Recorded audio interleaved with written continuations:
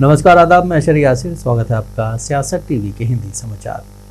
सबसे पहले देखते हैं टाइम्स। पन्ना में बोले राहुल गांधी, कहा मोदी कहते हैं मैं फैसले नहीं लेता, परमात्मा लेते हैं। चुनाव के बाद ईडी उनसे पूछेगी अडानी पर सवाल। अनुराग ठाकुर बोले कांग्रेस को है पाकिस्तान से प्यार, हिंदुस्तान के हिस्से को पीओके बना दिया।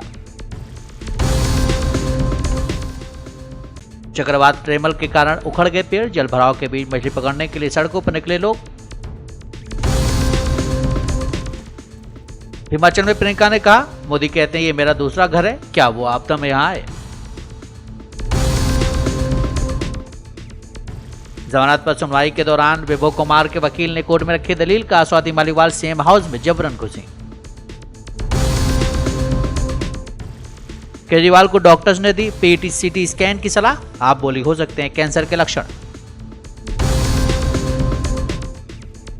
जातीय चक्रव्यूह ने रोचक बना दिया मिर्जापुर में मुकाबला, अपना दल और सपा के बीच सीधी जंग।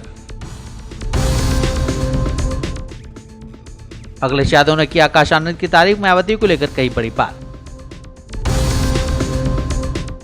अब समाचार विस्तार से। राहुल गांधी ने आज बिहार के बख्तियारपुर में जनसभा को संबोधित किया। सभा को संबोधित करते हुए राहुल ने कहा कि तेजस्वी बता रहे थे कि पीएम ने उन्हें जेल में डालने की बात कही है। राहुल ने बताया कि एक इंटरव्यू में मोदी जी ने कहा था कि बड़े बड़े फैसले मैं नहीं लेता, परमात्मा लेते हैं। ये ऐसा बचने के लिए कहते हैं। उन्होंने कहा है कि ईडी उनसे अडानी पर सवाल करेगी। राहुल ने आगे कहा है कि मोदी जी आप लंबे लंबे भाषण देना बंद कीजिए, आप देश को बांटने की कोशिश करना बंद कीजिए। आप सबसे पहले देश और बिहार के युवाओं को ये बताइए कि आपने देश के युवाओं को कितना रोजगार दिया, कितनी नौकरियां दी हैं।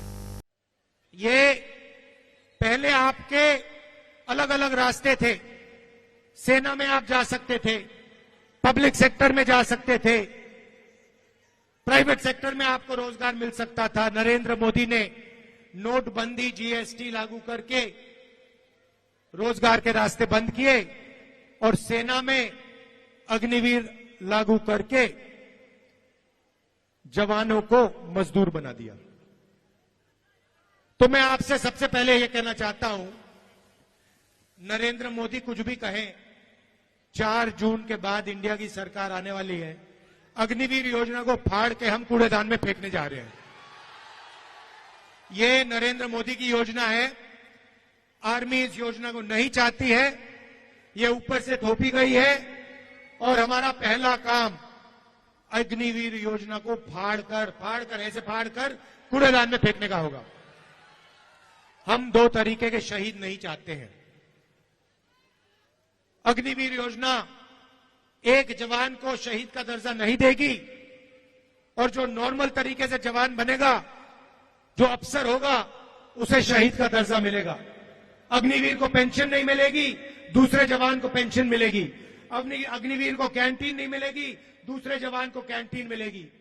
ये अन्याय हम नहीं चाहते हैं, इसलिए अग्निवीर योजना को हम रद्द करने जा रहे हैं, खत्म करने जा रहे हैं। केंद्रीय मंत्री और बीजेपी के नेता अनुराग ठाकुर ने कांग्रेस पर निशाना साधते हुए कहा है कि पाकिस्तान में नहीं हिंदुस्तान में चुनाव हो रहे हैं। कांग्रेस को हिंदुस्तान में नहीं पाकिस्तान से प्यार है। अनुराग ठाकुर ने कहा कि कांग्रेस ने देश के एक हिस्से को पीओके बना दिया। उन्होंने कहा है कि कांग्रेस का पाकिस्तान प्रेम जागना ये दिखाता है कि उनके नेता रहते तो हिंदुस्तान में है, लेकिन पाकिस्तान का गुणगान करते हैं। कांग्रेस की सोच पाकिस्तान समर्थक की है। अरे भाई, पाकिस्तान में चुनाव नहीं हिंदुस्तान में हो रहा है, लेकिन सोच शायद ऐसी है कि जो पाक समर्थक कुछ लोग हैं उनके वोट पे नजर है। और ये कांग्रेस की रणनीति शुरू से ही रही कि इन्होंने हिंदुस्तान का हिस्सा पाक अधिकृत कश्मीर बनवा दिया। हमारे देश में जो सब संभव हो सकता था वो भी नहीं किया और बार बार कांग्रेस ने देश की सेना को कमजोर करने का काम किया। दलालियां खाई रक्षे सौदों में, चाहे जीप घोटाला था, बोफोर्स घोटाला था, अगस्ता वेस्टलैंड घोटाला था, यह सबमरीन घोटाला है। रक्षा सौदों में दलाली खाने के लिए कांग्रेस पार्टी जानी जाती है। और दूसरा, पूर्व सैनिकों को 1 रैंक 1 पेंशन कांग्रेस ने नहीं दिया और अब बार बार भय और भ्रम फैलाने का काम करती है। लेकिन सबसे बड़ी दुख की बात यह है कि पाकिस्तान का गुणगान क्यों कर रही है कांग्रेस। ये सवाल खड़ा करता है इनकी मानसिकता को, इनका चेहरा बेनकाब करता है कि हिंदुस्तान से लगाव नहीं, हिंदुस्तान के लोगों से लगाव नहीं, ये पाकिस्तान से, जहां से आतंकवाद को बढ़ावा मिलता है। अब उनको इलाज के रूप में, मरीज के रूप में लाएंगे, ये मरीज आएंगे कि मिलिटेंट आएंगे, ये कांग्रेस बताएगी। लोकसभा चुनाव के 6 चरणों के मतदान हो चुके हैं। चंडीगढ़ लोकसभा सीट पर 7वें चरण में 1 जून को मतदान होना है। इससे पहले चंडीगढ़ लोकसभा सीट से कांग्रेस उम्मीदवार मनीष तिवारी ने बड़ा दावा किया है। उन्होंने कहा है कि पहले बीजेपी कहती थी कि हम 400 पार हैं, लेकिन अब अमित शाह की तरफ से कहा जा रहा है कि हमारे 310 सीटें आ रही हैं। वास्तविकता ये है कि दक्षिण में बीजेपी साफ है, उत्तर भारत में हाफ है। इनकी 150 सीटें भी नहीं आएंगी। 7वें चरण के मतदान में बीजेपी को शिकस्त देने के लिए लोग बिल्कुल तैयार बैठे हैं। भाजपा कहती थी कि हम 400 पार हैं, अब गृह मंत्री कह रहे हैं कि 310 सीट आ रही है। वास्तविकता ये है कि दक्षिण भारत में भाजपा साफ है, उत्तर भारत में हाफ है।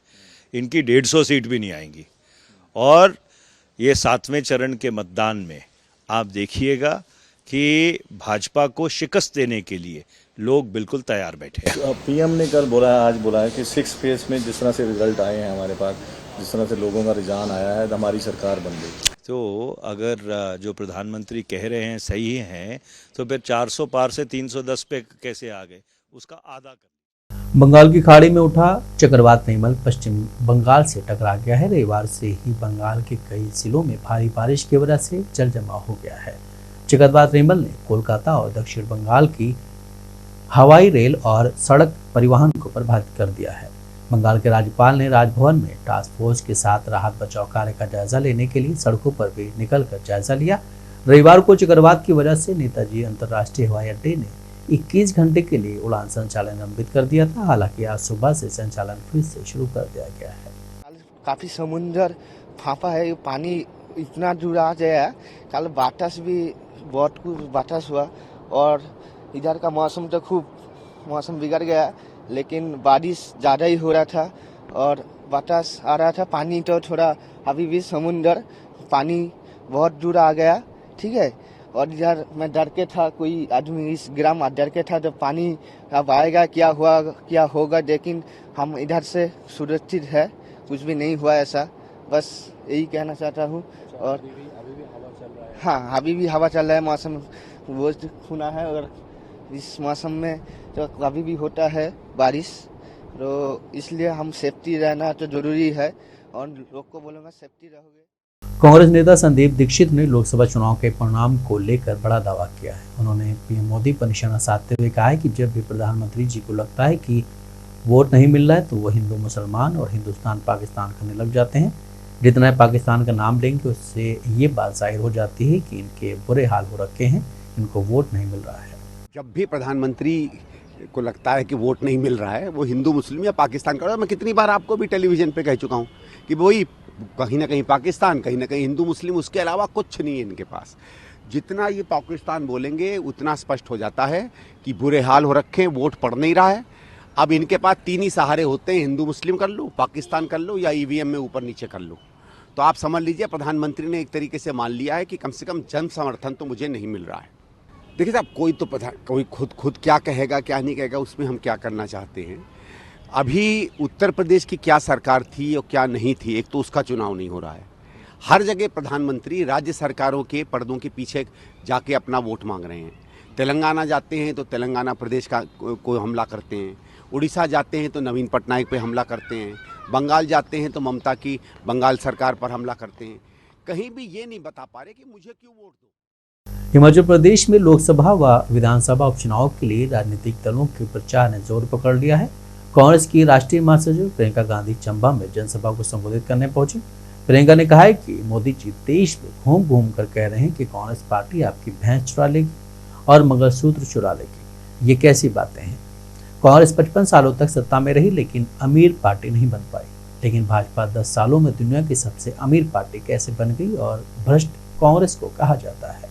हमारी सरकार ने जितनी स्कीमें आपके लिए बनाई थी, वो लगभग उस समय हमें रोकनी पड़ी, क्योंकि सरकार के सारे पैसे, सारी संपत्ति हमने आपकी जो आपदा में जो मुश्किलें हुई उनको आपको सहूलियत पहुंचाने के लिए, आपको राहत देने के लिए डाली।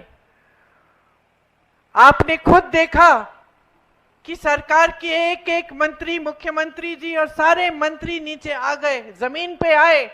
कोई कहीं पे मदद कर रहा था, कुछ लोग फंसे हुए थे तो कोई किसी के घर जाकर देख रहा था कि नुकसान को कैसे हम कैसे राहत पहुंचा पाए, जहां जहां दुख था वो पहुंचे।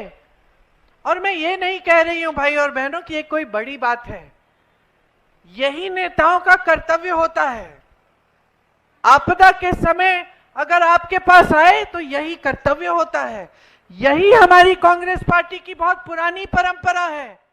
पंडित नेहरू जी जिनकी आज पुण्यतिथि है। दिल्ली के मुख्यमंत्री अरविंद केजरीवाल के सहयोगी विभो कुमार की जमानत याचिका पर आज 30 हजारी कोर्ट में सुनवाई हुई। इस दौरान विभो के वकील ने कहा कि स्वाति मालीवाल जबरन मुख्यमंत्री आवास में घुसी थी, उनका इरादा परेशान करने का था। सांसद होने के नाते उन्हें कुछ भी करने की छूट नहीं दी जा सकती है। राज्यसभा सांसद स्वाति मालीवाल ने विभो कुमार पर मारपीट का आरोप लगाया है। दिल्ली की 30 हजारी कोर्ट में सुनवाई के दौरान स्वाति मालीवाल भी मौजूद रहीं। विभो के वकील ने कहा है कि मालीवाल की तरफ से दर्ज करवाई गई एफआईआर में आईपीसी की धारा 308 लगाई गई है, जिस पर सत्र न्यायालय में सुनवाई हो सकती है। उन्होंने कहा है कि आइए एफआईआर देखें और देखें कि क्या ये धाराएं लागू होती हैं। धारा 308 आईपीसी, क्या इसे भी ऐसे ही रखा गया है? मालीवाल ने ये नहीं कहा कि सीएम के बुलाने पर परिसर में आई थी। वकील ने सवाल किया है कि मालीवाल आवास में घुस गई, ये अतिक्रमण के बराबर है। क्या कोई इस तरह से आवास में घुस सकता है? हमने मालीवाल के खिलाफ अतिक्रमण की शिकायत भी की है। ये सीएम का घर है, क्या कोई इस तरह से आ सकता है? सांसद होने के नाते क्या आपको कुछ भी करने की छूट है?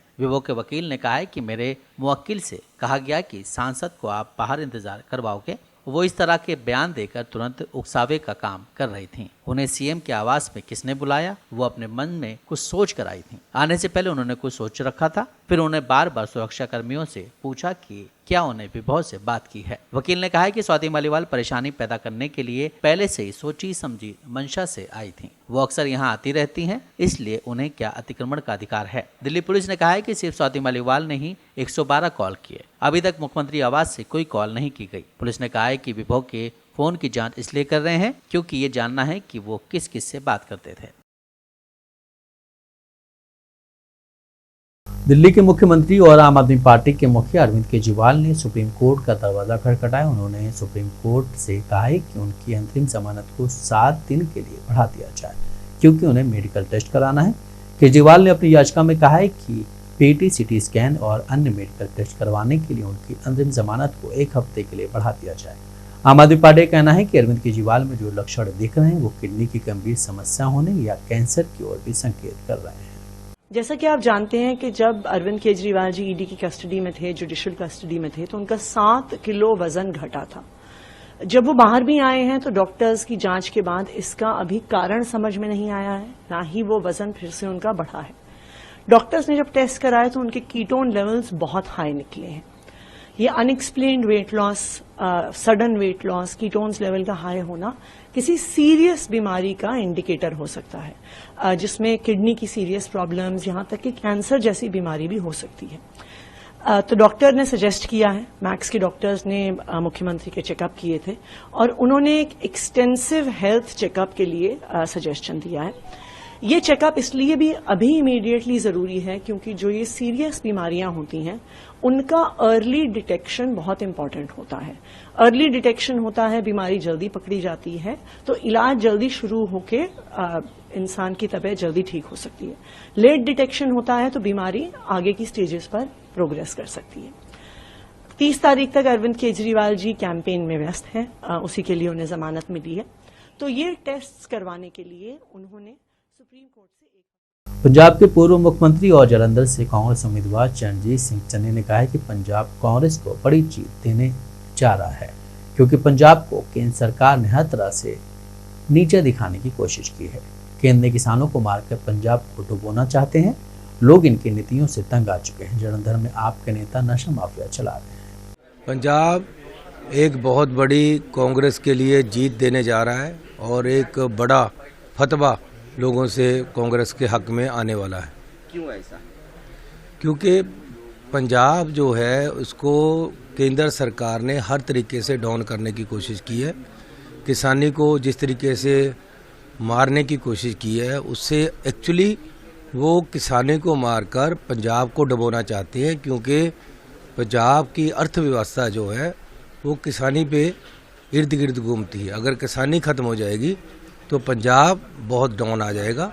तो ये केंद्र की नीति है जो किसानी को मारने के बाद पंजाब को डुबोने की है। लोग इनकी नीतियों से तंग आ चुके। कल हेमंत बिश्व शर्मा जी आए थे, आसाम के मुख्यमंत्री, उन्होंने बोला कि पंजाब का युवा वर्ग जो है ज़्यादातर यहाँ से देश छोड़कर जा रहा है। दूसरा ये है कि कई मतलब एक ड्रग्स का भी ज़्यादा वो हुआ है, उस मामले को कहते हैं। अगर युवा छोड़कर जा रहा है तो 10 साल सरकार किसकी रही यहाँ केंद्र में? केंद्र की नीतियाँ क्या जिम्मेवार नहीं है? अगर ड्रग्स फैल रहे हैं तो ये बॉर्डर पे केंद्र क्या कर रहा है? केंद्र बाहर से ड्रोन कैसे आ रहे हैं? कौन जिम्मेवार है इसके लिए? तो उनको अपने मंजे के नीचे सोटा मारना चाहिए, अपने बेड के नीचे देखना चाहिए क्या हो रहा है। कांग्रेस नेता राहुल गांधी मानहानि केस में आज यूपी में एमपी एमएलए कोर्ट में पेश नहीं हुए। कोर्ट ने इस मामले में अगली सुनवाई 7 जून को रखी है। बीजेपी नेता विजय मिश्रा ने केंद्रीय गृह मंत्री अमित शाह के खिलाफ कथित अपमानजनक बयान को लेकर राहुल गांधी के खिलाफ 2018 में ये मानहानि का केस दर्ज कराया था, जिसमें आज राहुल गांधी को कोर्ट में पेश होना था। राहुल गांधी का केस आज लगा हुआ था और माननीय एमपी एमएलए कोर्ट का प्रभार अभी तक किसी को मिला नहीं था, लेकिन हमारे यहाँ शुभम वर्मा जी हैं, उनको एमपी एमएलए का प्रभार मिल गया है और आज उसकी सुनवाई होनी थी। और राहुल गांधी जी की तरफ से उनके अधिवक्ता द्वारा एक एडजमेंट एप्लीकेशन दिया गया था कि लोकसभा चुनाव में वो बिजी चल रहे हैं, जिस कारण आज उपस्थित नहीं हो सकते हैं। मैंने उस पर विरोध किया और चूंकि पत्रावली बयान मुल्जिम में है, हमने उस पर ऑब्जेक्शन किया कि ये जानबूझकर भाग रहे हैं और फाइल बयान मुल्जिम में नियत है, लिंगर ऑन कर रहे हैं। हमारी बातों को कंसीडर करते हुए ऑनरेबल कोर्ट ने उनको अंतिम अवसर दिया है और 7 जून की तारीख उनकी व्यक्तिगत उपस्थिति के लिए नियत किया। यूपी के मिर्जापुर लोकसभा सीट से हैट्रिक की आस में उतरी भाजपा अपना दल की संयुक्त उम्मीदवार अनुप्रिया पटेल जातीय चक्रव्यूह में फंसती नजर आ रही है। भाजपा से टिकट कटने के बाद भदोई के मौजूदा सांसद रमेश बिंद को इस सीट से उतारकर सपा ने अनुप्रिया के विजय रथ को रोकने की भरपूर कोशिश की है। वहीं बसपा ने अगड़ी जाति के वोट बैंक को साधने के लिए ब्राह्मण चेहरे मनीष तिवारी को उतारकर अनुप्रिया को घेरने की कोशिश की है, लेकिन इस पर अब अनुप्रिया पटेल ने बयान दिया है।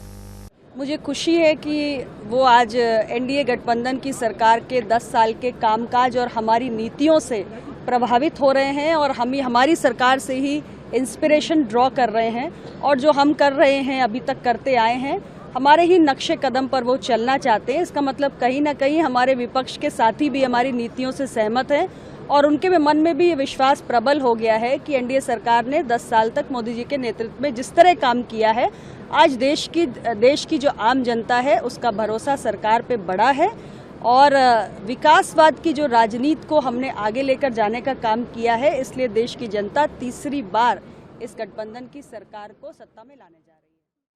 लोकसभा चुनाव 2024 के 7वें चरण के पहले समाजवादी पार्टी अध्यक्ष अखिलेश यादव आजकल बसपा के युवा नेता आकाश आनंद की तारीफ करते नजर आ रहे हैं। अपने भाषण को लेकर जनता के बीच अपनी एक अलग छाप छोड़ने वाले आकाश आनंद को लेकर अखिलेश यादव ने कहा है कि किसी नौजवान ने कोई अच्छी शुरुआत की हो और अपने समाज को लेकर अच्छे कार्य कर रहा हो और मायावती ने इस पर पाबंदी लगा दी है।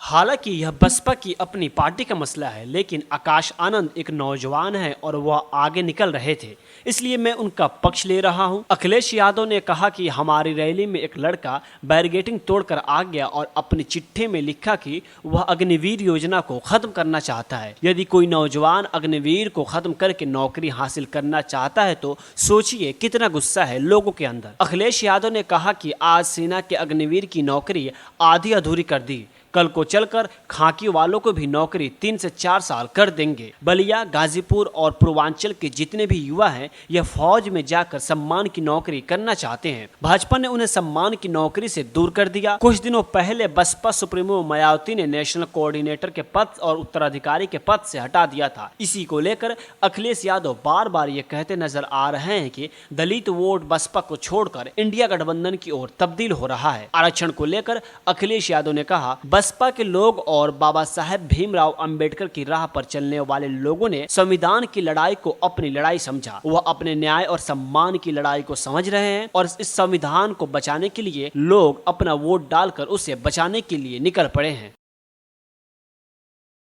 लोकसभा चुनाव के आखिरी चरण में सीएम योगी भी एक दिन में काफी रैलियां कर रहे हैं। इस दौरान उन्होंने विपक्षी दलों पर जमकर निशाना साधा और उन्होंने ब्रिगेडियर उस्मान का नाम लेते हुए भी अफजल अंसारी को आड़े हाथों लिया है और कहा है कि माफिया अपने काले कारनामों को छुपाने के लिए खुद को ब्रिगेडियर उस्मान का परिवार बताता है। ये कोरा झूठ है। मुख्यमंत्री ने कहा है देश में सबसे ज्यादा कांग्रेस और प्रदेश में समाजवादी पार्टी ने शासन किया है, इसके बावजूद इन्होंने पानी के लिए तरसाया है। ऐसे में अब समय आ गया है कि आप भी इन्हें एक एक वोट के लिए तरसा दीजिए। जब कांग्रेस और समाजवादी पार्टी को जाता था तो वह देश का सम्मान बेचते थे, आतंकवाद और नक्सलवाद को देश के अंदर पनपाते थे, वे भ्रष्टाचार करते थे, बेटी और व्यापारी की सुरक्षा को खतरा बनते थे। पर्व और त्योहारों में माफिया खुली जीप में घुस करके, खुली जीप में चढ़ करके हिंदुओं को भय और दहशत के माहौल में जीने के लिए मजबूर करते थे। और बहनों और भाइयों, गरीब के हक पर डकैती डालते थे। आपने वोट मोदी जी को दिया, कमल चुनाव चिन्ह पे दिया, मोदी जी के नेतृत्व में सरकार बनी, दुनिया के अंदर भारत का सम्मान बढ़ गया, आतंकवाद नक्सलवाद समाप्त हो गया। अब तो पटाखा जोर से फट जाए तो पाकिस्तान सफाई देता है, कहता साहब मेरा हाथ नहीं है, कहता है मेरा हाथ नहीं है। यहां का भी माफिया है, जब अपने काले कारनामों को छुपाने के लिए कोई जगह नहीं मिलती, कहता हम ब्रिगेडियर उस्मान के परिवार के लोग हैं। बहनों और भाइयों, इस माफिया परिवार का ब्रिगेडियर उस्मान के परिवार से कोई संबंध नहीं है, कोई संबंध नहीं। जो कहता है झूठ बोलता है। देश के प्रधानमंत्री नरेंद्र मोदी आखिरी चरण के मतदान को लेकर काफी एक्टिव हैं। उन्होंने कहा है कि इंडिया गठबंधन को पाकिस्तान से समर्थन मिल रहा है। इस पर आरजेडी के राज्यसभा सांसद मनोज झा ने तीखी प्रतिक्रिया दी है। मनोज झा ने कहा है कि दुनिया ने ऐसा कोई इंसान नहीं देखा होगा जो अभद्र भाषा की सारी हदें पार कर जाए। झा ने कहा है कि प्रधानमंत्री जी मंगलसूत्र मुजरा की बात कर रहे थे, अब पाकिस्तान का भी मुद्दा लेकर आ गए हैं। आप कैसे आदमी हैं? आप यहाँ चुनाव लड़ रहे हैं, आपको नौकरियों और आर्थिक सामाजिक न्याय पर बोलना चाहिए। मतलब डेली फिसलते हैं, डेली खिसकते हैं। अमित शाह जी से सीख रहे हैं। याद करिएगा 2015 में बिहार विधानसभा में के चुनाव में अमित शाह जी ने यही कहा था। नतीजा क्या हुआ था? हिंदुस्तान के लोग दुआ कर रहे हैं, चुनाव हम यहां लड़ रहे हैं। बस पाकिस्तान की एंट्री बाकी थी। प्रधानमंत्री जी भैंस, मंगलसूत्र, हिंदू मुसलमान, मुजरा, पाकिस्तान भी का भी आगमन हुआ। आप किस प्रकार के व्यक्ति हैं भाई? मेरी तो समझ में नहीं आता। चुनाव लड़िए ना, यहाँ की जुबान पे बोलिए। तेजस्वी जी आपको कह रहे हैं नौकरी पे बोलिए, आर्थिक सामाजिक न्याय पे बोलिए। आरक्षण को 9वीं अनुसूची में जो बिहार ने किया उसको डालिए, इस पर नहीं बोलेंगे। पाकिस्तान में दुआएं हो रही है, पाकिस्तान में दुआएं हो रही है।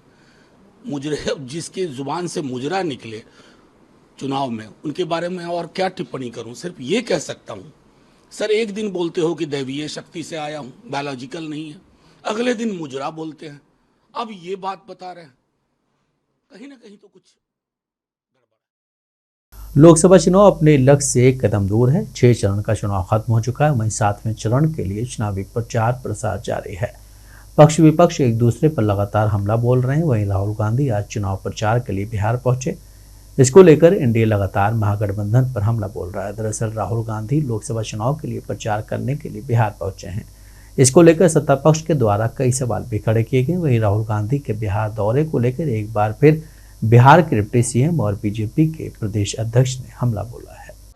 बिहार में क्या होना, लेकिन यहाँ लालू प्रसाद जी के परिवार जिस तरह शोर मचा रहे हैं, उससे यह स्पष्ट झलकता है कि ये सारे लोग भ्रष्टाचारी हैं और भ्रष्टाचारी के सरदार दिल्ली से आ रहे हैं, जिनके नेतृत्व में पूरे देश में भ्रष्टाचार हो रहा है।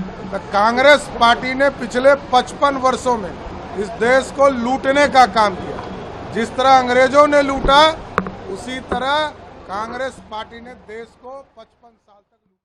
बिहार के पूर्व डिप्टी सीएम और आरजेडी नेता तेजस्वी यादव ने आज प्रधानमंत्री नरेंद्र मोदी पर निशाना साधते हुए कहा है कि मोदी जी और बीजेपी का छिपा हुआ एजेंडा देश के संविधान और लोकतंत्र को खत्म करना है। ऐसे में तेजस्वी बैठने वाला नहीं है। प्रधानमंत्री मुद्दों पर बात नहीं करते हैं, वो सिर्फ नफरत फैलाने के लिए बिहार आते हैं। लेकिन इस बार बिहार की जनता नफरत और झूठ के जाल में नहीं फंसने वाली है।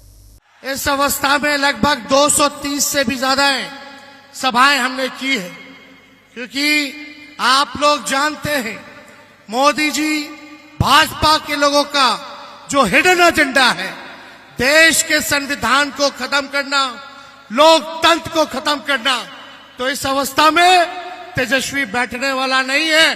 लोकतंत्र को, संविधान को बचाने के लिए जो कुर्बानी देनी पड़ेगी, उस कुर्बानी को हम लोग देने का काम करेंगे। राजस्थान के पूर्व सीएम और कांग्रेस नेता अशोक गहलोत ने आज कहा है कि सरकार चाहे कुछ भी कहे, कुछ नहीं होगा। हमने ओबीसी आयोग की सिफारिशों पर आरक्षण दिया है। सभी मुस्लिम आरक्षण का लाभ नहीं उठाते हैं, लेकिन जो पिछड़े हैं वो आरक्षण का लाभ उठाते हैं। पीएम की भाषा को लोग हल्के में नहीं लेते हैं और प्रियंका गांधी ने जो कहा है वो पीएम को करारा जवाब है। उन्होंने आगे कहा है कि पीएम नरेंद्र मोदी को पद की गरिमा को गिराने का कोई अधिकार नहीं है। ये देखिए, प्रधानमंत्री जी की भाषा जो है ये लोगों ने उसको लाइक नहीं किया, और प्रियंका गांधी ने जो जवाब दिया वो भी फिटिंग है। एक प्रधानमंत्री पद की गरिमा होती है। देखो, प्रधानमंत्री पद देश का होता है, पूरा देश सम्मान करता है, हम भी सम्मान करते हैं। उस पद की गरिमा को गिराने का अधिकार नरेंद्र मोदी जी को भी नहीं है, जो पद पे बैठे हुए हैं। और जिस प्रकार वो बांसवाड़ा के लिए बोले थे, बांसवाड़ा में चुनाव चलते बोले थे ना, उसके बाद लगातार जो बोल रहे हो वो भी उनके हार का बहुत बड़ा कारण बनेगा। मंगलसूत्र ले लेंगे, एक्सरे करेंगे आपके घरों के, बांट देंगे सोना, जो भी होगा उन परिवारों में जो ज्यादा बच्चे पैदा होते हैं। जेल में बंद पाकिस्तान के पूर्व प्रधानमंत्री इमरान खान ने पाकिस्तान को लेकर चिंता जताई है। उन्होंने कहा है देश में फिर वही चीजें दोहराई जा रही हैं जिनकी वजह से बांग्लादेश वजूद में आया था।